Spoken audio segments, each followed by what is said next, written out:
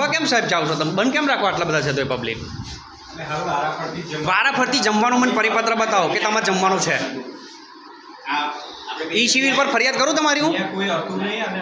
એમ નહીં હતું નહીં એટલે તમારો ટાઈમ બતાવો અહીં હોય કે ના હોય એવું ફરજિયાત છે તમારે જો પરિપત્ર કોઈ? તો પછી તમારી ફરજિયાત ડ્યુટી કેટલા વાગે ચાલુ થાય, કેટલા વાગે પૂરી થાય?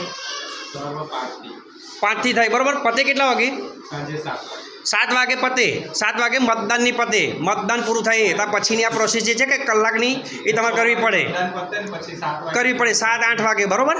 તો પછી આવી ભૂલ કરો એમાં આ બધાનું શું? જમવાનું તમારે મને પરિપત્ર બતાવો બપોર જમવાનું છે. અને બીજું કે જમવાનું લાયા એ કઈથી લાયા તમે? કોનું આવ્યું? કઈ હોટલનું આવ્યું? બિલ આલો મને. એ લોચમાં ગણાય. એ ફરિયાદ કરીશું કે તમે જમ્યા છો, કોઈની લોચ લીધી છે આજે. એસીબીમાં ફરિયાદ કરી શકું છું. આડકતરી રીતે તમે લોચ આજે લીધી છે અને તમે સ્વીકારો છો. કોઈ પરિપત્ર નહીં. અને જમવું હોય તમારે ઘરેથી ટિફિન લાવવું પડે, 7 વાગ્યા પહેલાં જમવું પડે. બોલો હવે તમે એના વિશે શું કહો છો?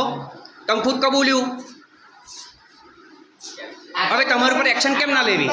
પછી વારા ફરતી તમે નો ડાઉટ જમી શકો, પણ ચાલુ રાખીને સાહેબ પહેલો જમવાનો કોઈ પરિપત્ર જ નહીં, જમવાનો ટાઈમ જ નહીં તમારો. અને એ તમે જે જોબ ચાલુ કરો ને તે પહેલાં જમી લેવાનું અને કોમ પતેતા પછી. આ બધા જ કોમવાળા છે સમજો બરાબર. તમે મતદાનને આ રીતે બ્લોક કરી બરાબર અને કોમ છોડીને જતા રહો. આ જો આ કેટલા છે? 1 2 આ કાકા છે બરાબર. શું નામ કાકા આપનું? લક્ષ્મણભાઈ. કેટલા વાગે આવ્યા તમે અહીંયા આગળ? 15 મિનિટ જેવું. 15 મિનિટ. તો આ સાહેબો કોઈ અહીંયા હતા? ના, કોઈ નતું. બંધ જ હતું. બંધ જ હતું.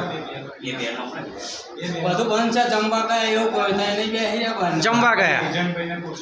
આ ભાઈ હતા જો આ ભાઈ એ ભાઈ જે એકલા હતા. આશીષ નોડલ અધિકારીનો પરિપત્ર લાવી ગાડીમાં નંબર લાવી. આ એકલા જ હતા ભાઈ, બીજું કોઈ હતું જ નહીં. મેં હું આવ્યો હતા તો મને એમણે કહ્યું કે બે હોય એટલે હું બેસી ગયો છું. આપણે નહીં બહુ. અને તમે એમ કહો જમવા ગયા, કઈ રીતે કહી શકો તમે? હા એવું હોય નહીં કાકા. હવે 2 મિનિટનું પ્રોગ્રામ, બીજું જમવાનું એનું છે જ નહીં. તમે જમવાનું ચાલુ થાય ને તે પહેલો અને પતે ને ત્યાં પછી. તાજેતરમાં જ યોજાયેલી લોકસભાની ચૂંટણીને લઈને એક વિડીયો સામે આવ્યો છે, જેમાં મતદાનની કામગીરી છોડી સ્ટાફ જમવા નીકળ્યો હોય તેવો આક્ષેપ કરાયો છે. આ વિડીયો આણંદના રતનપુરા બૂથનો હોવાનો દાવો કરવામાં આવ્યો છે. અપક્ષ ઉમેદવાર એજન્ટ દ્વારા આ મામલે વિરોધ કર્યો હતો અને એજન્ટે જ વિડીયો બનાવ્યો હતો. સમગ્ર મામલે બૂથ પર હાજર કર્મચારીઓ જમવા ગયા હોવાની વાતનો પણ સ્વીકાર કર્યો છે. એજન્ટ દ્વારા ચૂંટણી પંચને ઓનલાઈન રજૂઆત કરવામાં આવી હતી, છતાં કોઈ કાર્યવાહી ન કરી હોવાનો આરોપ એજન્ટ દ્વારા લગાવવામાં આવ્યો છે.